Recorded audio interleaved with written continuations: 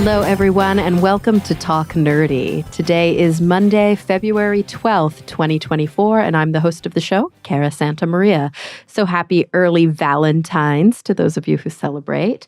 I hope you're having a wonderful week, and I am excited about this week's show. Don't worry, it's not themey or anything. So if you are not somebody who celebrates, no eye rolls from this direction. But before we dive into this week's episode, I do want to thank those of you who make Talk Nerdy possible.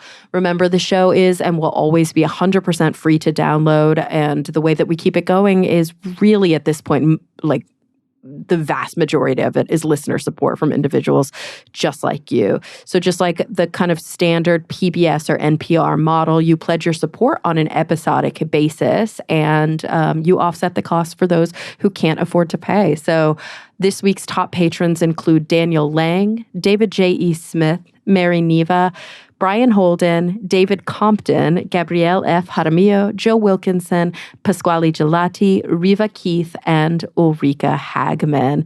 Thank you all so much. All right, so let's get into it. This week, I had the opportunity to speak with Dr. Ayelet Fishbach. She is the Jeffrey Breckenridge Keller Professor of Behavioral Science and Marketing at the University of Chicago Booth School of Business. And she has a brand new book out. So she is basically a social scientist, a psychologist who studies the science of motivation. And she's really interested in, how do we achieve our goals? How do we focus on what it is that we want out of this life? She specifically does research on things like self-control, intrinsic motivation, and social connection, as well as feedback, patience, a healthy lifestyle, and much more. And her new book is called Get It Done: Surprising Lessons from the Science of Motivation. So without any further ado, here she is, Dr. Ayelet Fishbach. Well, Ayelet, thank you so much for being here with me today. Thanks for having me, Cara. Excited to be here.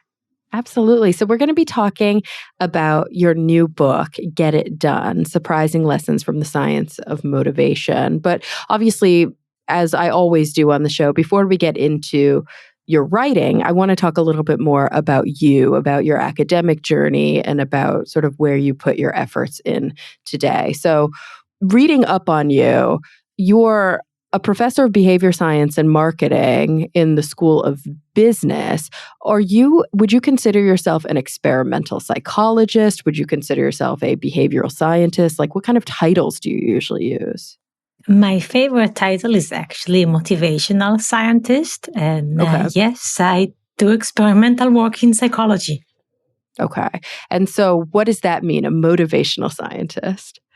It means that I get up in the morning thinking about what motivates people, what are the strategies that we can test to see how they influence people's motivations. I ask myself how students go through school, how people stick to a healthy diet, how do we save money, how do we maintain relationships, basically anything that is related to staying motivated is under my umbrella of running experiments and seeing what people do to stay motivated. And so what motivated you, on that journey? What got you to that place academically and personally, I should ask?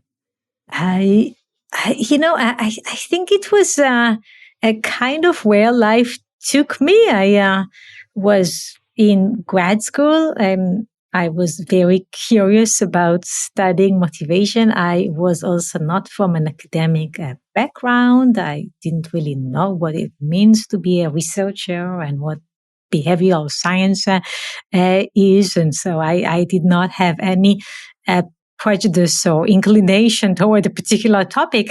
What I knew is that as a graduate student, you get up in the morning and you kind of need to decide what to do and you really need to motivate yourself. So I was starting from a place of just introspection and thinking of how do I do this? And then starting to think, well, how can I see whether what I do makes sense, whether other people do it, whether it helps them in some ways. Started to read the literature, discovered back then, that was the end of the 90s, that there is not a lot of literature. Things have changed dramatically since then. And starting to run my experiments. I got really lucky to be doing this just at the right time in history, when behavioral science all of a sudden started growing, and research on self-control initially, and then more generally motivation started exploding. That was just pure luck. And where did you study? That was in Israel, in Tel Aviv University. So you did both your undergraduate and your graduate training there? Yes, I actually back then wasn't even aware that you can switch universities, or that you can come to the US, and there are so much more resources here for research. That came later in my career development. Ah. And so when you were studying back in Israel, how is sort of the academic structure set up? Did you major in psychology? Was there a specific kind of focus to your work? Well, I was in psychology. I was in social psychology. There was so little structure, like there was really none. Okay? And I came from a place where there was a lot of structure for my life. I grew up in a small community which was very organized, and people had jobs. It was a kibbutz in Israel. It was very different than the life of a graduate student who is basically paid to do whatever they want. On top of it, my PhD advisor was not there. He was at NYU. This is the wonderful Yaakov Trope. So I also did not have a PhD advisor on site for most of the year. So it was really just like, you go figure it out. Right. And so were you just emailing or mailing like results back and forth? How did you coordinate that? We emailed each other. I mean, he visited from time to time, so we got to meet. I think that the first time I really impressed him was not so much about research, but I also had 2 children while I was in grad school, and I sent him an email like 2 days after I delivered my child, and he for years then told me, "Oh, I realized you were committed, so I wanted to continue." Frankly, I think that probably my husband sent that email. Like, I don't think I was in front of the computer. So not only were you committed, you were organized as well. Yeah. I love it. And so, I'm super curious about this, just kind of this general, I don't want to call it a field because it's so many different things, but this focus on goals, on motivation, on sort of the behavior science that goes into how we achieve what we achieve, how we stick to what we want to do, and how we maintain self-control. I mean, I come from a psychology background as well. My PhD is in clinical psychology. One of the things that I will often talk about, or not talk about so much, but one of the things that I come across a lot in the literature is this concept of an internal or an external locus of control. So I'm wondering if maybe we can start there. How do you feel about those distinctions and that type of construct, that type of categorization? Yeah, I don't actually make this distinction because I'm a social psychologist. And as a social psychologist, I believe that we respond to our environment. We respond to what happens on the outside.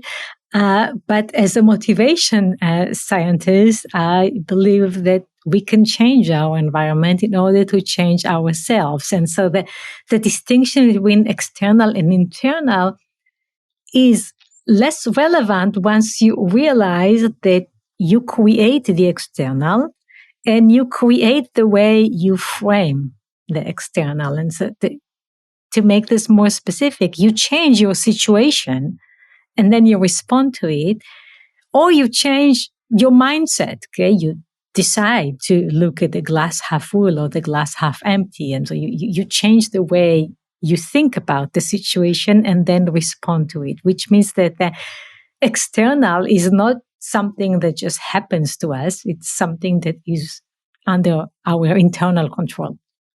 Right. And so I think that, the vast majority of the listenership of my show, which is going to be mostly exclusively going to be an English-speaking listenership, but mostly it's going to be from Western countries, not all, will often hear a Western bias in the conversations that are had, especially when we talk about kind of traditional science and psychology.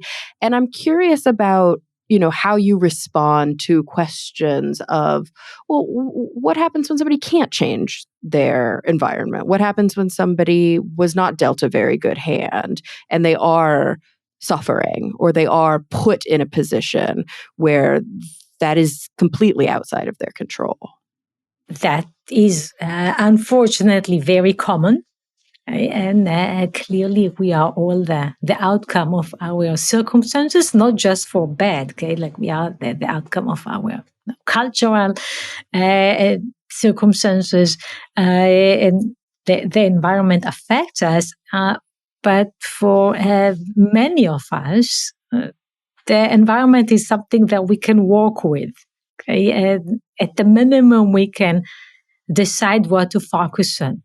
Okay. To give you an example, I'm like many others, find myself quite addicted to the news and then getting quite depressed by watching and following the news. Now, this is under our control, right? Like we can decide how much we are going to engage and what is the right balance for us in terms of being a responsible, well-informed citizen while also maintaining our mental health and peace of mind. And the environment happens, okay? The events happen, but we have certain degree of control in how much we bring this to our lives.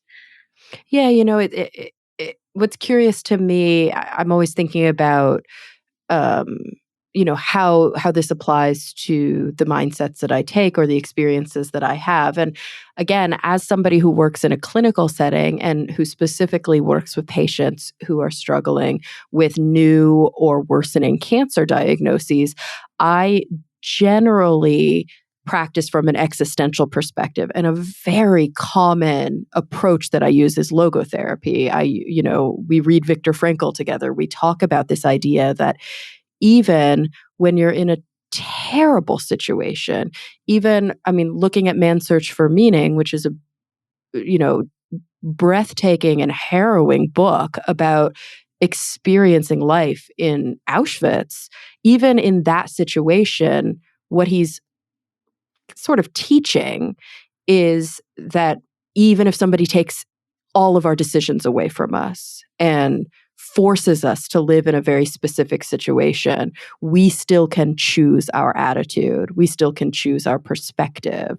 And it sounds like there's a lot of crossover there from a clinical and then into more of a social and experimental kind of mindset that you take. Absolutely. No, this is such a beautiful connection. I also completely agree with you that we need to realize that our power is limited, and that the situation that we are given is the situation that we are given. And the nice thing about studying social psychology is that you do realize that these circumstances matter, and they matter a lot. And so it's not about you say it's my willpower and this is how I motivate myself. I actually don't really care for willpower. It is through the hand that you were given that you can change yourself, or you can change the way you perceive your environment.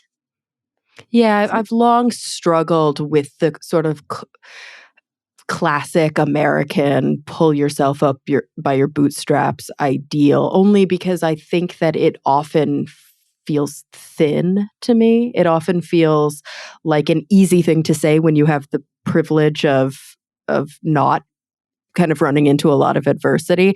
And that's not to say that all of us haven't had to overcome really difficult odds, and that each individual on this planet has, their own path.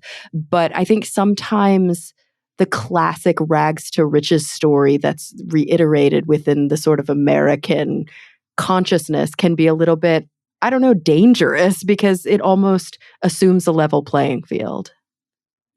I agree. And I must say that, at the origins of the study of motivation, when they go back to the 60s and the 80s, the dominant theory was Walter Mischel's marshmallow test and delay of gratification and the idea of willpower.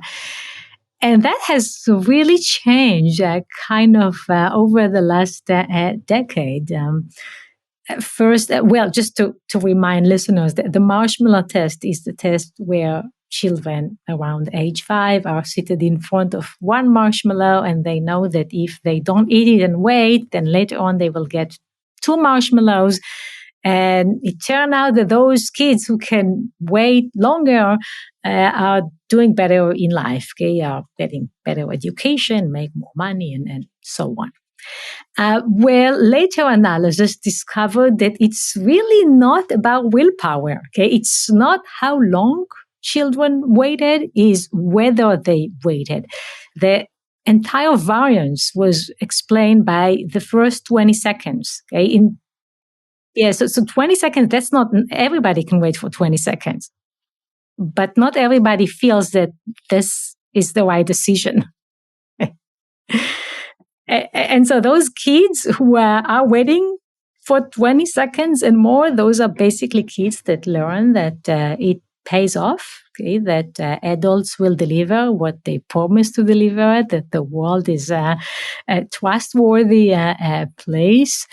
They basically had a certain knowledge that was right for their circumstances, and turns out helps you in life. It's almost like the assumption at the time, simply by virtue of, who was doing these experiments and the socioeconomic privileges that they had, didn't even realize that some children might be food insecure, or they may not trust adults to come back, or they may have been taught by their own circumstances that you got to take what's in front of you because it may not get better than this. Exactly. If there is a marshmallow, have it, because if you will not have it, someone else will have it and you will never get to. And so how does that then translate? Obviously that realization is such an important realization, but then what is the relationship between the marshmallow test and these objectively improved outcomes? Why is it that the kids who could delay did have better outcomes? Do we even know? Is it a chicken and egg thing? We suspect that they have better outcomes because what they know, okay, their knowledge is relevant for success in our Western modern world. Okay? Because if you believe that working hard now or waiting, okay, and not giving into temptation pays off, that is a really good strategy for decisions such as whether to get a higher education, whether to put money aside for later on in life. These are the kind of decisions that are similar to the decision that these kids were asked to make at a very early age. Now, just to be clear here, the correlations are very, very low. Okay. So it's kind of a weak relationship there. Yeah, a lot happens in people's lives between this one time that they sat in front of a marshmallow at age 5 and what they decide to do when they are 18. But the correlations are out there, and they suggest that there is something about learning that it pays off to go for the larger rewards in life and be patient, at least in our current environment, and at least for many of us. Right. So basically, one of the biggest outcomes of the marshmallow test, which before was kind of simplified to say, oh, kids who have good willpower are going to have better outcomes in life. Really, what we're talking about is that kids who learn appropriate strategies to navigate certain social and economic structures can be successful in those structures if they're relevant and meaningful to them. Exactly.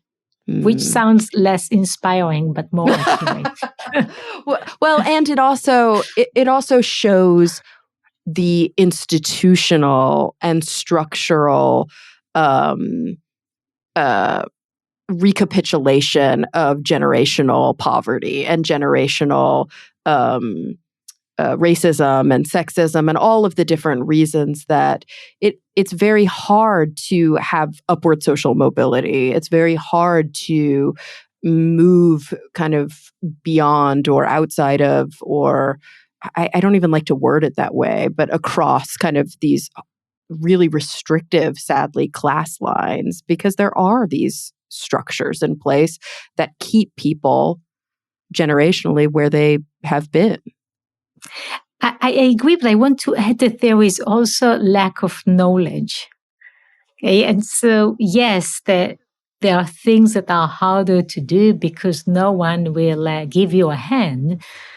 But there is also just the lack of knowledge, and we can teach people. Okay, take learn helplessness. Okay? We know that many times when people have adverse outcomes or even smaller failures in life, they learn that they cannot do it. Okay, they learn that this is not for me. Okay, and research on learned helplessness looks at like big life outcomes. Okay, so people then don't leave relationships where there is violence, okay, because they don't believe that they can change this, to small outcomes, okay, to children dropping out of a class because they got a bad grade and they learned that they cannot do this. Right. I'm just always going to be bad at math, no matter how hard I try. Yeah. Well, which is often like because this particular test did not work out as I was hoping. Right. I have like one data point, but I'm going to apply it now to any potential. Yeah. Now this is knowledge. Okay? Like what someone who can better grow and move out of the situation has as their knowledge is that if something doesn't work out, you try to get there in another way. Right. Almost the opposite of the concept in kind of neuropsychology of perseveration.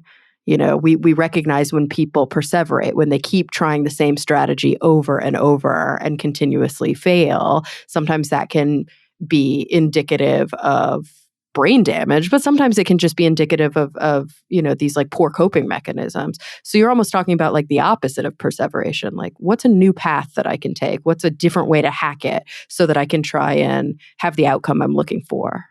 Yes. And what are the options? Okay, what are the tools that I can use? Mm-hmm. Yeah. And of course, how do we know that without exactly what you have been saying from the beginning, knowledge, and whether we're talking about institutional knowledge or family knowledge or academic knowledge or cultural knowledge? I mean, there's a reason that, for example, when we educate women, we have better outcomes for entire societies. When we don't know things, we're stuck, aren't we? Yes, and let me actually give you an example from data that we actually just write up now, where cool. we look at how much people perceive harmony between their various goals. And so one of the challenges in motivation is that we all want many things at the same time. And we look specifically in some studies at the conflict that people might perceive between work and family. Okay, and we find an interesting gender difference where men, dads, tend to perceive harmony between work and family, and mothers tend to see these more as conflicting. And we then try to understand why. And what we find is that dads perceive work as a way to support the family. Okay, work is about making money, and a family is about providing financial support. Moms, on the other hand, see work as taking away time, and a family is wanting my time. And so when you think about these goals in terms of time investment, well, you're either here or there. Okay, and when you think about this in terms of resources, that one place is where you get your resources that you then transfer to another. By the way, like all gender effects, the effects are smaller than what people envision. This is the second time that I mentioned that the effect is small. Yeah. It's significant, but not a big effect size. Yeah, it's not a big effect. There's a lot of variations. Some mothers feel very comfortable with a harmony between their work and family, but there's still this gender effect. And this is a matter of really knowledge and understanding that there is more than one way to think about what am I doing. And people who have more of the understanding and the flexibility in the way they frame things are better able to go through life holding these two goals. Now we look at another goal conflict, which is for our students meeting their deadlines, okay, in school, and getting a full night's sleep. Okay. And yeah. right, so the very small one, but many students tell us, well, it's either that I submit my classwork on time or that I get full night's sleep. But then other students tell us that they see these as complementing, as in harmony. And when we ask why, well, we see that these are the people who think about a full night's sleep in terms of mental health. Okay, and clearly mental health is necessary for academic success. Yeah, like it's part of the algorithm. It's not something that's taking away from it. Exactly. And this is just like a person that learned to understand, okay, and to think about these different things that they do in life as helping each other, as supporting each other. You know, it's interesting. I struggle a little bit with the former, not the latter, but the former example, because I do sometimes wonder if our patriarchal structure causes, like, if there's more to it than that. If part of the reason that men see their work as a providing role and they don't see discordance between, balance of home and work is because they don't carry nearly as much mental load or burden as women do in the home. Like, we know there's not equal divisions of labor, and that women are carrying the vast majority of the mental load at home in addition to doing their work. And so almost like it may be a position of privilege for men to be able to say, oh yeah, it's great. I'm providing and everything's good at home, and I feel really, really balanced. It's like, yeah, there's also a reason that men generally live longer when they're married and report being happier when they're married, and women generally live longer and report being happier when they're single. Yeah. Well, I agree. Okay. Someone taught these mothers that family is about investing time and that they should feel conflicted about going to work. Right. So, right. Like they can't give it up the way that men can because we're not socialized to be able to do that. I agree. But, someone also taught these children that they should grab the marshmallow because they should not trust the experimenter, that two will come later. Okay.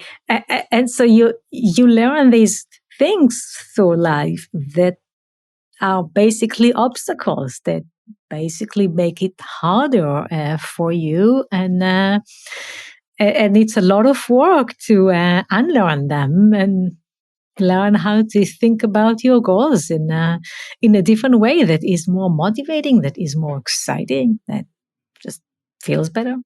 Yeah, I'm curious as a researcher who is, you're working within a really interesting intersectional sort of multidisciplinary area. So you're doing behavioral science, you're doing psychology with this sort of like school of business approach. And, you talk about the science of motivation, you talk about this knowledge that we acquire throughout life, this strategic, I guess we could say, thinking to achieve certain goals. How often do you struggle as a researcher with like fundamental questions of morality, with, philosophical questions about these kinds of goals?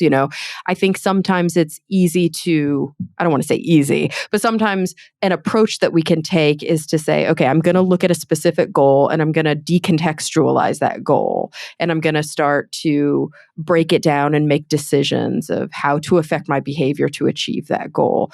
But then when we actually look at it in context, there's moral components to these questions that are part of the, I don't know, part of the psychology. Do you understand what I'm getting at?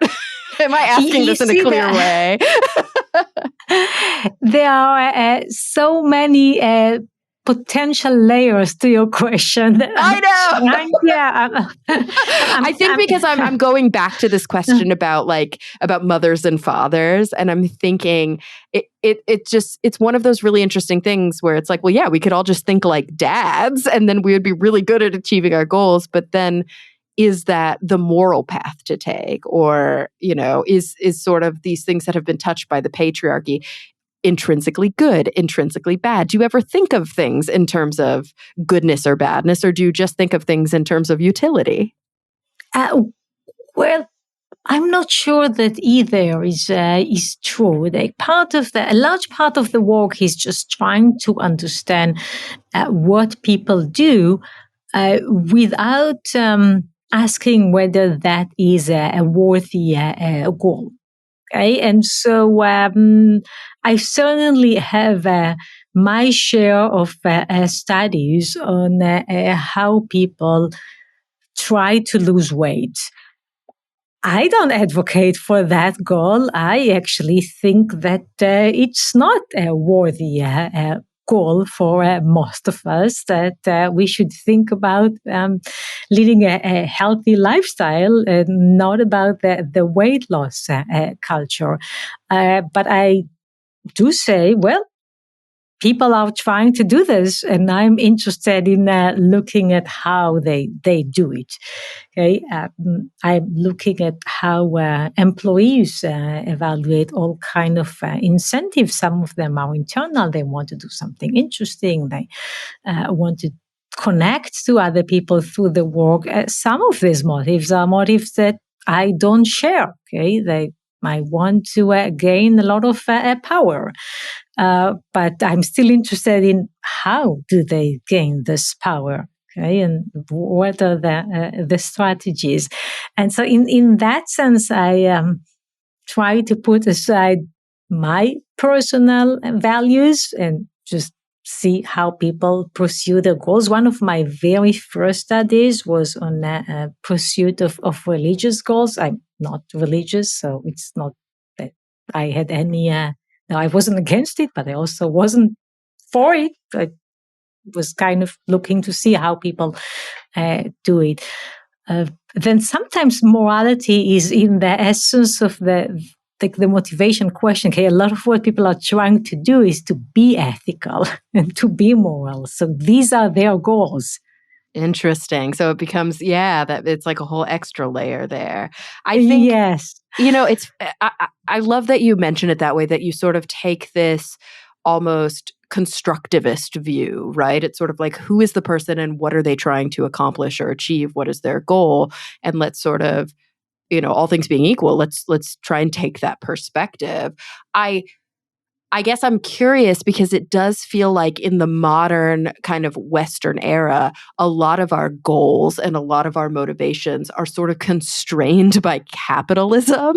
And so I wonder in your work how often you're looking at questions that, have almost a capitalist valence, like weight loss, like getting a promotion at work, like saving money to buy a home, versus questions that are maybe agnostic to those sort of Western capitalist pressures. Uh, yeah, it's no. I'm trying not to think about which are the goals that I study. You would connect to capitalism, and many of them you would. And I would be, well, as long as I can learn what people do and how they get there, that's fine by me. I don't usually question in the way, I don't criticize people's goals. Then, on the other hand, there were interesting effects in now they're looking at the different goals that the people have, and like social goals, connecting to other people. These are goals that tend to be more long lasting, that people tend to feel good about them for a longer time. However, when you look at New Year's resolutions, they are almost always individualistic, and we always run studies around New Year's resolutions, and I must say that most of them are about losing weight, exercising more, and making more money. Mm-hmm. Whatever. No, these are your goals. I'm curious to know what do you do with them. So I wish everybody had the goal to connect more to other people and to their environment, and everything that I try to apply for my life. But I really don't preach for any specific contents. I'm curious to know what people are doing and what makes them achieve what they want to do. But let me also say that, like, before I sound completely immoral here, not at all. You sound curious, is how you sound. I do find that just holding a goal is very important for well-being. Okay, right. for Yeah. just feeling good, and so in a way, it almost doesn't matter what you want as long as you want something. It's funny because in clinical practice, I definitely see that with patients. And I think we can very quickly fall into a dangerous sort of Pollyanna power of positive thinking rabbit hole of like, you have cancer, you have to want to get better. And your goal has to be to beat this cancer, to overcome this cancer. And that can, obviously spiral into all sorts of dangerous pressures on the individual. But culturally, that is sort of the ethic. What I usually do with patients, especially those who are not going to get better from their cancer, is to work with them to identify, what are the things in life that you either want to achieve or the places where you want to put your energy? What are the relationships that you want to foster? It doesn't have to be, I'm either going to fight this cancer and be cancer free, or I'm going to die from this cancer. There are a million micro goals between those two things. And I think sometimes we become very overwhelmed and we don't realize how much power and how much empowerment we can find in ourselves to identify our goals. Yes. And, a couple of reactions here. People often naively think about goals in terms of progress, but many goals are in terms of maintenance, are construed in terms of maintenance. Okay, so many of the goals that we have, in particular beyond the age 20, are just to be able to keep what I have. Okay, to be able to keep my independence, to be able to keep this relationship, to be able to still walk my dog, okay, or live in my home. And like, as someone who studies motivation, I'm very aware that many of the goals are of this sort. I'm also very aware that often the challenge is removing goals. Okay, and so you want to be wanting. Okay, you want to want something, but you constantly have things that you maybe should remove, okay, that don't work with the goals that you currently have. I have many conversations with people where they tell me that their resolutions are along the lines of waking up 1 hour early and going to sleep 1 hour later. And, it's kind of funny, but like as the person describes this, they don't realize that uh, this is just never going to happen. Either you wake up 1 hour early or you go to sleep 1 hour later, but not both. Okay. And so thinking about like your goal system, which is the different goals that you have in your life and how they fit with each other, what you need to remove from your plate, what do you need to add. I love that too, because I think that it helps us avoid the sort of the billionaire's dilemma, right? This idea of like, if my goal this year is to increase my income by 5%, and then next year it's to do it again and again and again, it becomes this never ending, I'm never going to feel fulfilled. I'm never going to get where I want to be. I think sometimes this idea of unchecked progress can be a very dangerous game to play, because where is our contentment? Is our contentment just in wanting? And do we even have time to celebrate these, or do we take the time, I should say, to celebrate these achievements in our lives, or are we just moving on to the next sort of checkbox? I think that can become really kind of pathological at a certain point.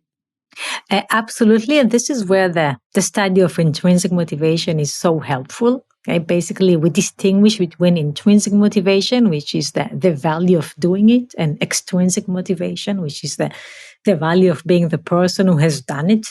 That's such an important distinction.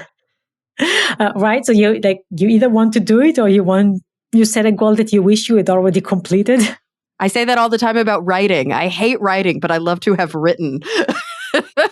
Like my dissertation, I did not enjoy that, but I'm glad it's done. But I did enjoy all of the work that I did secondary to it. The sitting and writing part, though, not so much. Yeah, by the way, I love the writing. So that for me was like the perfect activity. Just close the door, sit down by yourself, struggle with ideas. Like that was fun. But we need to have some value for doing it. This intrinsic value, this enjoyment or fulfillment. Often it's not joy, okay? It's just satisfaction, or it's just this feeling that you just figure out something. Everything that happens while you are pursuing whatever you are pursuing is actually a better predictor of persistence than what you expect to get out of it. And like we see this with the food that people eat, the jobs that they take. We look at how long a student will spend studying some materials. It is absolutely going to be a function of how interested they are, and not at all a function of how important it is that they will master this particular book or a chapter. And the value of doing it is really what matters. And what you're saying, well, philosophically, if we are always going for what is by the end, well, the end is no one really want to get there, right? The end is the end. So right, there is no end, yeah. Right? And so, I think about this very podcast, and this resonates so deeply with me. When I started this podcast almost 10 years ago, I was in a not very good place working on a very difficult television show long before I went back to graduate school. where I was very disempowered in my position, and it was just a lot of like sexism and just bad things going on. And it was recommended to me that I start this podcast because it would be very empowering. I get to be my own producer. I get to interview who I want to interview and just have the conversations I want to have. And it's fascinating because through the years, I did develop some external motivation as well. Obviously, I get really positive feedback from individuals. I have learned to make money doing this, but ultimately, I could be making a lot more money. I could have taken this in a different direction. People have tried to they've said, hey, you can always grow your audience by just having more famous people on the show, or have a video component of the show. You'll have a much bigger viewership. And I'm like, no, I don't want to. This show is how I like it. I get to talk to smart people and learn really interesting things from them. And that is what motivates me to keep doing it week after week. The fact that other people listen and that, it's become part of my career is great. I wouldn't do it if I wasn't internally motivated to keep learning from all of these brilliant guests that I've had on the show. I just wouldn't do it. Yes, and so let me tell you about a study that I think captures your decision. But you're the minority. So we invited people to either listen to the song Hey Jude by the Beatles or to a loud alarm clock. Okay, and, okay. Sounds like a no-brainer. Right, easy choice. Easy choice. But we offered 10% more in like our compensation to those who would listen to the loud alarm clock. Okay, and so about 3/4 of the people taking our study chose the alarm clock. Interesting.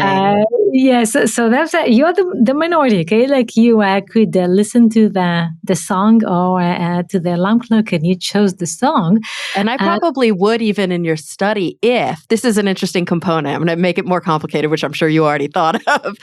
If the difference in money, 10%, and let's say you were giving us $20 or $30, so it's, 22, not worth it to me. I'd rather just listen to Hey Jude. If we're talking 5 times as much, 10 times as much, and it's actual, the not motivation, what's the word? The compensation was something that would change my life, then I might be more inclined to listen to the alarm clock. Yes, of course. Okay, but actually, like the interesting part for us, we asked people after they did this whether they regret their choice. Okay, so clearly we tailor the payment such that there will be a dilemma. Okay, like everybody would listen to a loud alarm for $1 million. Made it small you have to find enough, that sweet spot. Yeah. So we had the sweet spot, but then everybody answers whether they regret their choice. Okay, so you can either regret not making the extra money, or you can regret not having the nice experience. And people were much more likely to regret the alarm clock than missing out on a few extra bucks. Yeah, and that was actually a large effect. So. Yeah. Oh, that's really what a beautiful study that just really goes to show how much we have to trust ourselves. We have to trust that voice inside of us that says, this is what would be healthy for me. This is what would bring me joy, as opposed to this is what I should be doing. This is what I need to be doing to get ahead. Yes, while still saving for retirement. Yeah, exactly. While still being safe, obviously, because again, like you mentioned with the Walter Mischel studies, a lot of these things do go out the window when we're talking about basic stability, basic needs being met, right? Like there has to be a certain level of comfort and control. Like you said, anybody's going to listen to the alarm clock if it means, that they're not going to be in dire straits tomorrow. But if they're relatively okay, finding peace and joy in life is going to be, you're not going to regret that. It's like I say to people all the time, right? I work with people who are dying, and, nobody says on their deathbed, or very few people, I should say, man, I wish I would have spent more days in the office. Man, I wish I would have just worked a little bit more. It's just not one of the standard regrets of people's lives. They wish that they had put more effort and energy into experiences, into family, into relationships, into love. Yes, this is a pretty known fact and something to keep in mind, while also taking care of our future self. 100%. And so, Yeah. right. Finding So that we need to balance. navigate this like tension between, like, we live in a world in which you do need to think about the future. Okay. Our ancestors did not have to save for retirement because there were no banks and no one expected to live to such a long age. We do. Okay. And we need to take care of our health because we can, okay? And it will have long-term consequences, but we need to find the way to get there that brings us joy, while also uh, navigating this idea that it cannot all be about the prize by the end of the Right. maze. Okay. Right. Yeah. And I think that one of the approaches that you mentioned earlier, it's been a guiding force for me in my adult life. I don't think I was very good at this when I was in my 20s or even my my 30s. But as I'm entering into my 40s, I'm realizing that it really is all a big algorithm for me. It's a risk benefit analysis. And my analysis at the very, very top of it is my mental health.